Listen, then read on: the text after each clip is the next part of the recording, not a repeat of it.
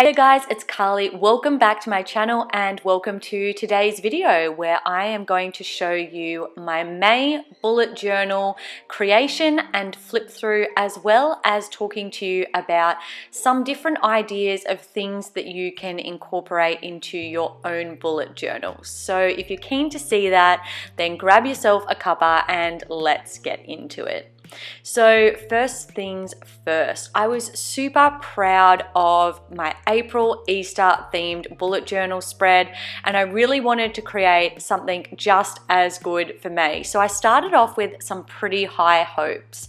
I ended up getting on Pinterest, which is where I go for all my bullet journal inspiration, and I just create a little journaling board and I pin a whole heap of different things, and I might not necessarily copy them exactly, but I will sort of take inspiration of bits and pieces when it comes to color schemes, layouts, or different sort of artistic ideas. So I sort of gained a little bit of inspiration from Pinterest for my May sort of homepage or overview page, and just had the May in the middle and a whole heap of lovely autumn leaves around the outside.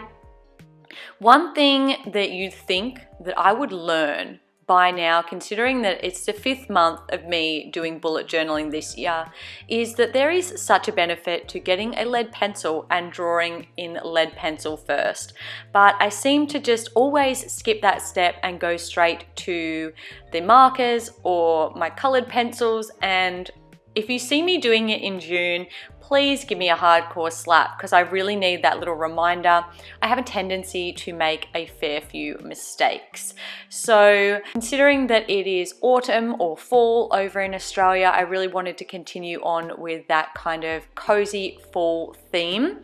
I also had a fall theme for March as well, and then briefly interrupted that for a very cute bright pastel kind of color scheme for April, considering that it was Easter, but I've gone back to my traditional fall colors for May. So you'll see a lot of browns, oranges, and bits of yellow and red as well. So I have my first overview page, and then I go into sort of a monthly overview, and this is where the pencil really needed to be necessary, because I absolutely stuffed up the monthly plan and the dates. I started on a Sunday instead of starting on a Saturday, so literally all of my dates are off. But I kind of, instead of ripping it out, because I learnt my lesson the hard way previous time when I had to rip one out as well, I just kept it there and just have to deal with the fact that it looks big, but it is completely inaccurate. So word to the wise there, always plan things out in pencil first, or just be really sure before you start putting the first as a Sunday instead of a Saturday. And I was wondering at the end why it looks so weird. So now I want to roll through a couple of different suggestions of things that you can include in your monthly spreads to kind of help you plan out different areas of your life.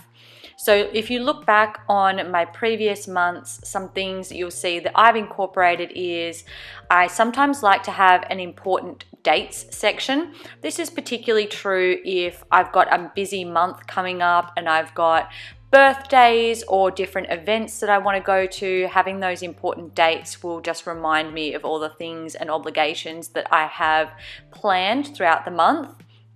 Something else that I like to track is the books that I've read that month, and also the videos that I am planning on creating or have scheduled into that month. At the end of the month, I also like to do a monthly review and think about what were some of the highs of that month, what were some of the things that I learned or took from it, what are some of the things that would have made it better, and just sort of analyze that month for me and what I gained and what I learned during that time. Something else that I have done in the past is plan out different routines. So in one month, I planned out my ideal evening routine. But you could also plan out a morning routine, your ideal Sunday routine, and how you plan on sort of getting organized for the week ahead. You could plan out a weekly fitness/exercise routine. If you're wanting to change up your skincare, you could jot down some ideas for a new skincare routine. So I feel like routines are a great thing to incorporate into different monthly spreads.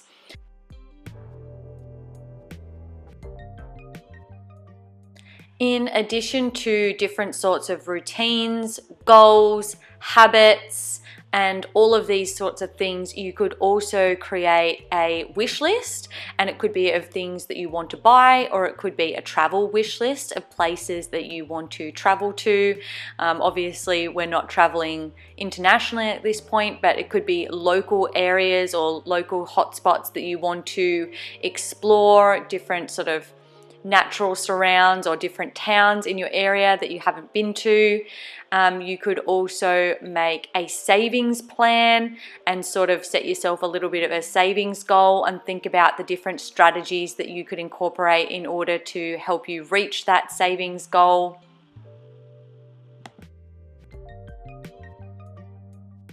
Some other fun ones might be making a bucket list, and it could be sort of like a big life bucket list, or it could maybe be a seasonal type bucket list. So autumn, winter, spring, Christmas time, New Year's, all of that sort of stuff. I love making little bucket lists, particularly for when it's school holidays, because it helps me get organized and really take advantage of the time that I've got off from school. You might also like to make yourself like a little playlist, and so that could be seasonal, it could be, you know, just feel good tunes or what sort of represents the mood of that month would be fun. So there's a whole heap of different suggestions on ways that you can organize your bullet journal in order to really help you get organized in life, but also to help you curate sort of the life that you are wanting to create.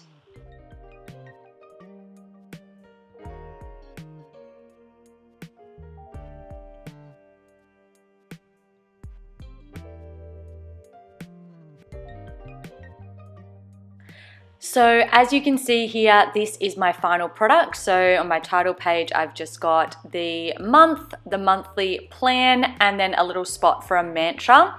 My first opening only has 2 days as part of that week, so I included a spot for videos, books, and also a bit of a to-do list, and then I press onto each of my other weekly spreads. I just like to keep them really simple, and I've got that sort of color scheme of the reds, browns, oranges, and yellows with little leaves running down the sides. I don't know how I managed to do this. I had so many stuff ups in this bullet journal spread, but I did manage to misspell the word Tuesday a couple of different times. It's embarrassing. Don't look at it too closely. I do know how to spell Tuesday. And then on the final page, I had a spot for a monthly overview with some cute acorns and other very fall festive leaves. And that wraps up my bullet journal flip through. I hope you guys enjoyed listening to my bullet journal suggestions and watching me create my bullet journal for May. If you did, make sure to give it a thumbs up and don't forget to subscribe. I put out a new video every week. I hope you guys have a fantastic rest of your week, and I'll see you all in my next video. Bye guys.